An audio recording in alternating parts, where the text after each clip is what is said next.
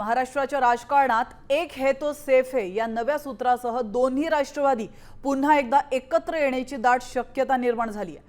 महानगरपालिका निवडणुकीत झालेल्या पराभवानंतर मतविभाजन टाळण्यासाठी शरद पवार आणि अजित पवार यांनी बारामतीमध्ये महत्त्वाची बैठक घेतल्याची माहिती सूत्रांनी दिली आहे। आगामी जिल्हा परिषद आणि पंचायत समितीच्या निवडणुकांमध्ये भाजपला रोखण्यासाठी दोन्ही गट एकत्रितपणे घड्याळ चिन्हावर लढण्याचे संकेत मिळतात।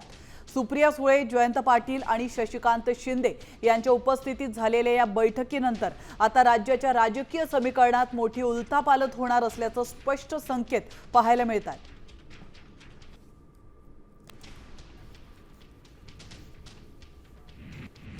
तर आपण पाहतो इकडे सोलापुरातील शरद पवारांच्या राष्ट्रवादीचे खासदार धैर्यशील मोहिते पाटील आणि त्यांच्या 4 सहकारी आमदारांनी थेट उपमुख्यमंत्री अजित पवारांची भेट घेतल्याने राजकीय वर्तुळात चर्चांना उधाण आलंय। दोन्ही राष्ट्रवादी एकत्र आल्यास सोलापूर जिल्हा परिषदेत राष्ट्रवादी विरुद्ध भाजप असा थेट आणि अटीतटीचा सामना पाहायला मिळू शकतो।